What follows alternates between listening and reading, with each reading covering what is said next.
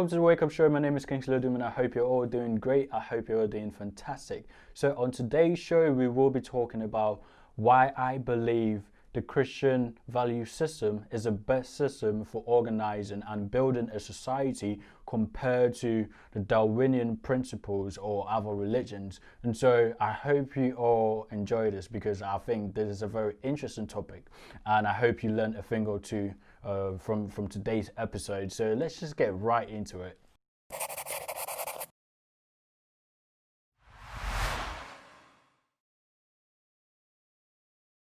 Okay, so on today's show, I'll be looking at why I think Christianity is the best system for organizing a society, as I said before. And I'll be looking at the atheist approach, which is more like the Darwinian principles. When I say Darwinian principles, I mean like stuff like evolution and you know, how we evolved, or at least how some scientists claim we evolved from other species and all that.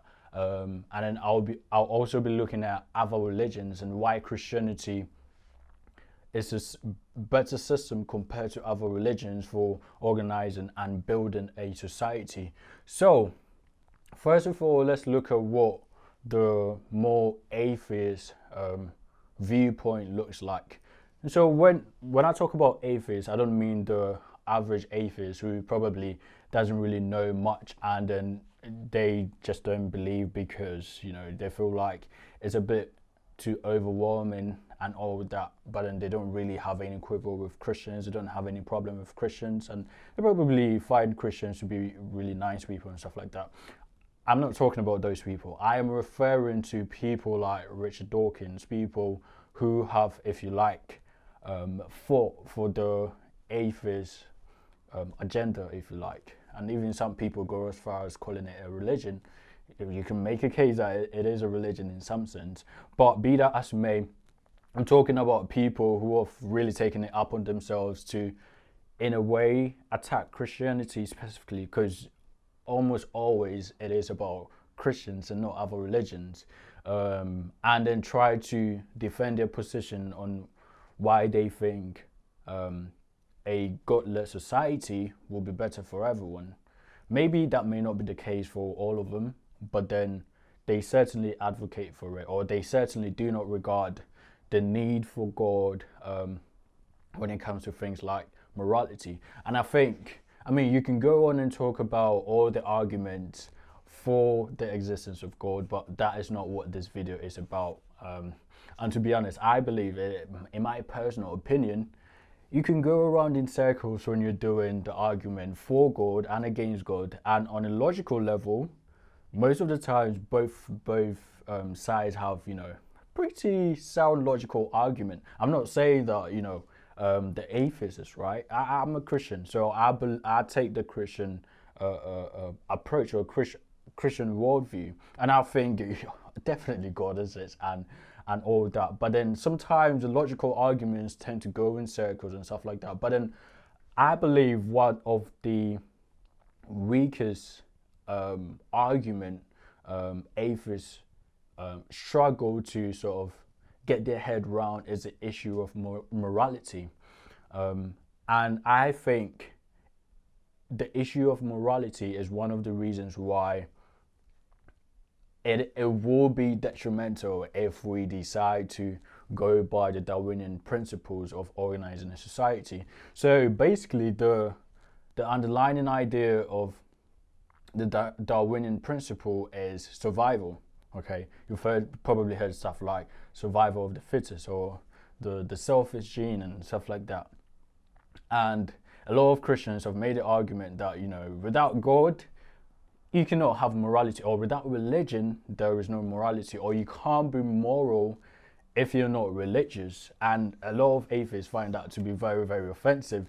And they have several points for rebutting it, if you like. And so you look at someone like Richard Dawkins, and I specifically, I am specifically picking on Richard Dawkins because I want to use one of his books, the God Delusions, to sort of address some of the things I'll be talking about in this video. when you take someone like Richard Dawkins, he tries to make the argument that actually, you know what, there is a Darwinian origin, a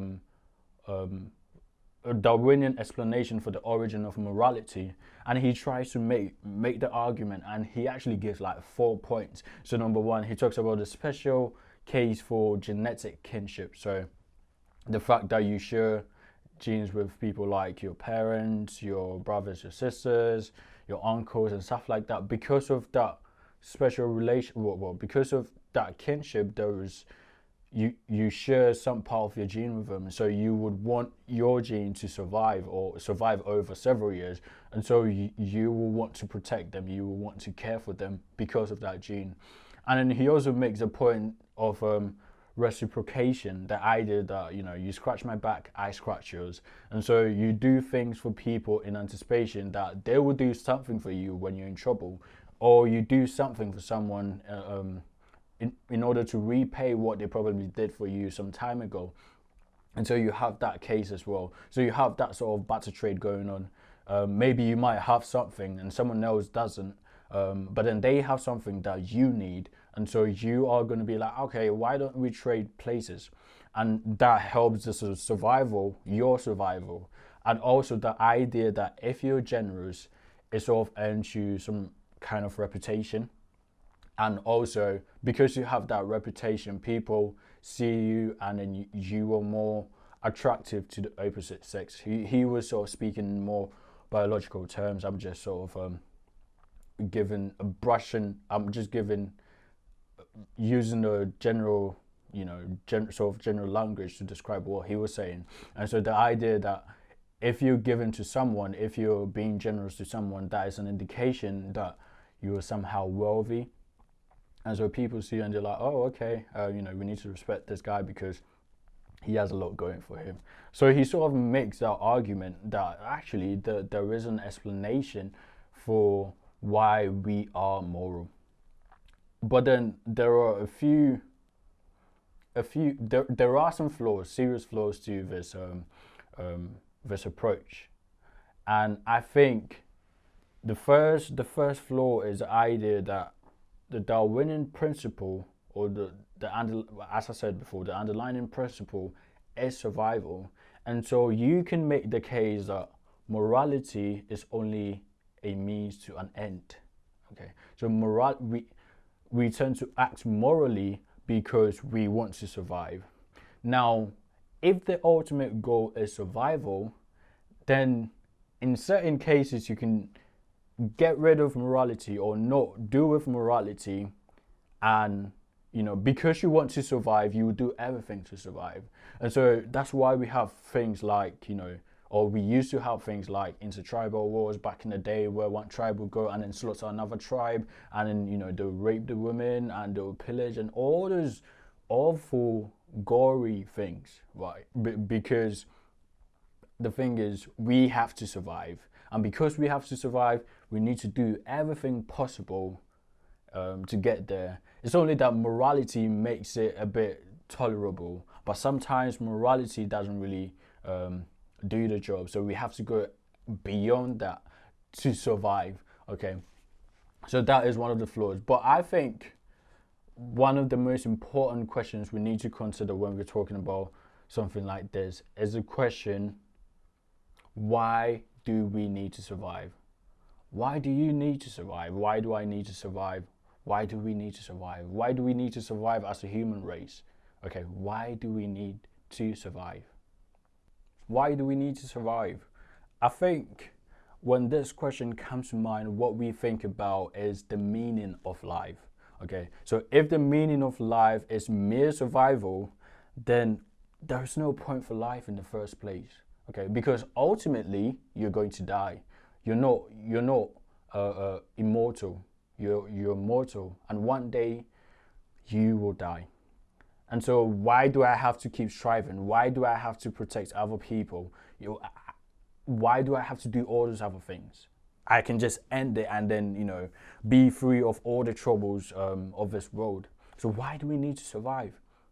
And so when we ask that question, we realize that our survival instinct has no meaning. So in other words, what we're doing doesn't have any thing that we can point to and say, oh yeah, maybe there's a deeper meaning to survival. And I think that's where the Christian worldview comes in, okay?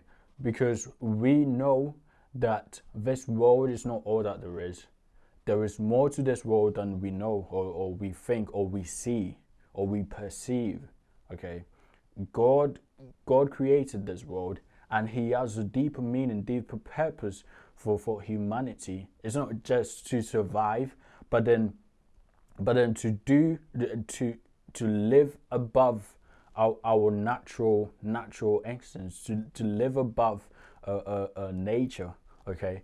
And He has prepared a place for us where if we die, or when, I say if and when, because maybe you might not see death when Christ comes, but then if and when we die, we will be transformed into immortal beings, and you can see that ultimate goal over there. And I know I can talk about this a bit more, but then I don't want to digress, and I want to stick to the topic. So that is one of the things to consider. And another thing which I think is really important is the idea of not having a point of reference if we go by the more Darwinian principle.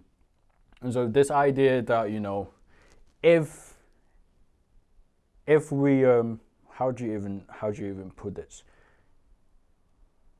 If we are going to say that, okay, this is good, that is not good, this is bad, that is okay, that is not too okay, that is seriously awful, okay, who gets to decide? And don't tell me it is, the judges or the police or the rule of law or any of those legal systems. Because legal systems are made of human beings, and human beings make laws, okay? And so who decides? No one can decide. And it's interesting because Richard Dawkins tried to offer a rebuttal to this argument. The idea that, if we're not getting our morality from an authoritative source, then how do we decide what is good and wrong? And he tried to come up with the term, what's it called? Absolutists and the consequentialists, okay? The absolutists and the consequentialists. And he argued that religious people are more absolutists. In other words, we believe that good is good and bad is bad. There are no grey areas, okay? First of all, not everything is, black and white.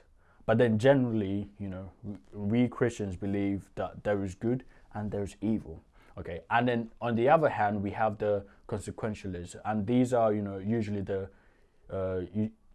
what do you call them? Utilitarians? I think that's the word, yeah, utilitarians, who believe for the good of the people, we think this will help us all. Or for the good of the many, I should say, the good of the many, we think this is awful for us, so we shouldn't do this, and we should do such and such thing. And so he was like, well, yeah, Christians are absolutists. Oh, yeah, my English. And we try to see things black and white, okay. But then, he leans more towards the consequentialists, people who are like, for the good of the many, let's do this, or let's not do this. But then I think the problem is that with being a utilitarian is that we can make awful decisions on what things we consider to be right and what things we consider to be wrong. Take, for example, the issue of slavery. Some time ago, almost everyone in every civilization, not just in America, as we are popularly told, yeah, but almost everyone in every civilization, from Africa to Asia to Europe to everywhere, the Native Americans or the Indians, and everyone, to some degree at least, believed that slavery was okay. So we have that, and I'm not talking about slavery as in, you offering to serve someone. I'm talking about the slavery which is involuntary. So there was a conquest, you're taken away from your hometown, and you have to serve as a slave. Okay, at some point in time, that was wrong. At some point, that was right, I should say. At some point in time, burning witches on the stake was okay. It was it was what was considered good for everyone, because witches were doing a lot of things that, were doing things with the weather and all those other things. So we had to get rid of them. Okay, so that was the good at that time. Okay, and so we can see how if we think we are going to go by, because everyone or most people are okay with this, then let's do this, then we are going to look back and see that, oh no, this thing we did was awful. Okay, so it still leaves the question, who decides what is right and wrong? That's why Christians, we know that God has given us certain laws. God has given us, not only has he given them to us in writing, but he has imprinted them in our heart. And we know that this thing is wrong, this thing is wrong. And in certain cases, there are gray areas. There's not everything that is plain cut, black and white. But then we believe in objective reality. We're not relativists. We don't think anyone gets to decide what is right and wrong. And so if we have that standard as Christians, we believe that there is good and there is evil. We are able to know how to, and I'm not talking about, a theocracy where, it is like we're living literally by the words of the Bible.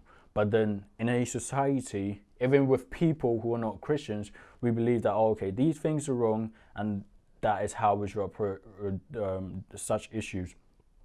These things are right, and let's strive to get to these, to live by these standards. But then on the other hand, there's that wishy-washy, yeah, this might be right because I think it is right, so, who are you to tell me it is wrong? And that is what we see today.